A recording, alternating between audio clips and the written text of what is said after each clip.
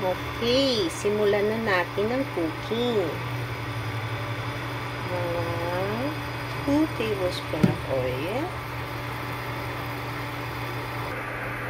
Okay, so now let's add the garlic.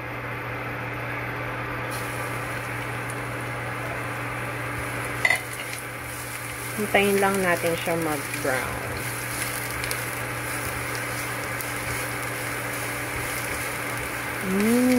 Bango. Itong recipe na to, para po to dun sa may mga kids na hirap ninyong pakainin ng gulay. Okay?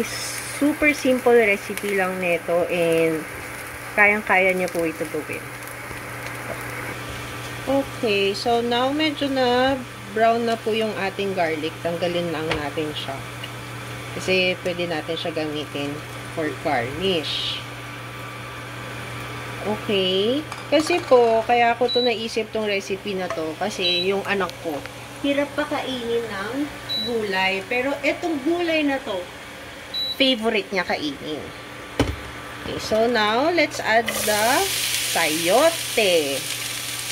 Favorite ko, sinasakit. Yes. Narinig nyo? Favorite niya yan. Sayote. Super easy lang. Hindi kasi nila malalasahan yung sayote na yan. Hindi nila alam na gulay na yung kinakain nila. So, intayin lang natin yung sayote na medyo maluto. Depende yan kung anong gusto ninyo. Kasi yung iba po, gusto nila yung sayote medyo matigas. Yung anak ko, gusto niya yung malambot na sayote na. So, intayin lang natin siya maluto. Siguro mga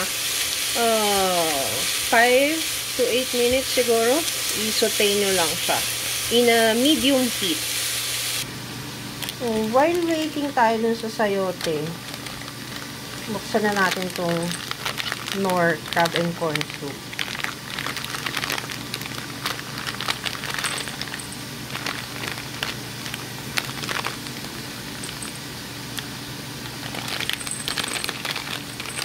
Isang buong pack.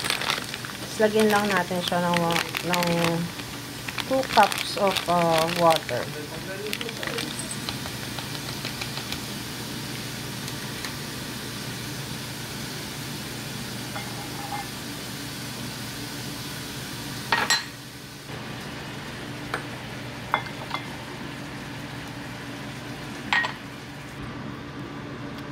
Haluin natin hanggang mawala yung lumps.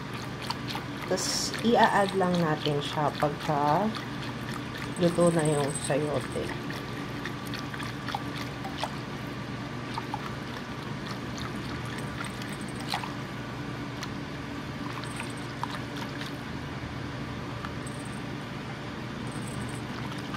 Ayan. Okay na yan. Ayan. Yan na po yung sura na sayote natin. I forgot to tell you kanina. You can add a half a cup of water para to help soften the sayote. Okay, so tikman natin yung sayote kung malambot na. Yeah, it's soft na. It's time to add the Knorr crab and corn soup.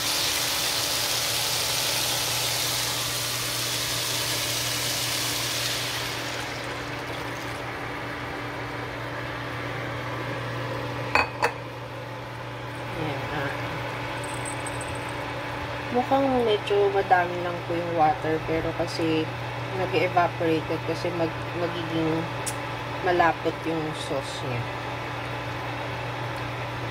Hintayin lang natin siya mag-boil and mag-thicken yung sauce. Mix lang.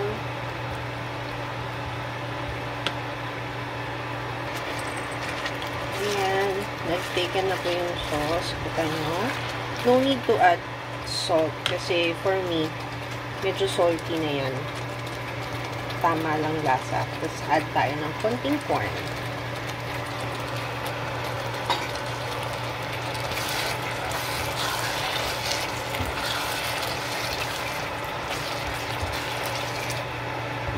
And let's add a bit of pepper.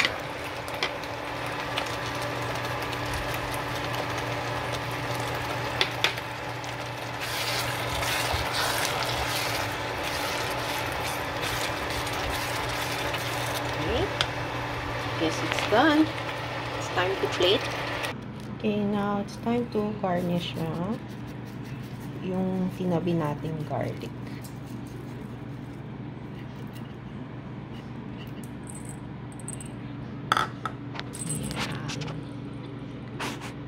You can also add some spring onions kaso wala yung grocery ngayon eh. So, garlic na lang yung nilagay ko. It's time for taste test. Let me call my son. Clark! Boss. Talaga may itlog pa kayo dyan. Taste test. Batang hindi kumakain. Batang hindi kumakain ng gulay. Ano? Childhood ko pa. Parang ratatouille. Okay? So, that's it po, yung recipe natin. Para yan sa mga kids na ayaw kumain ng vegetable. Sana matry ninyo. And kung gusto nyo pa makakita ng mga ganyang recipe, mag-comment lang kayo down below. And don't forget to like, share, and subscribe.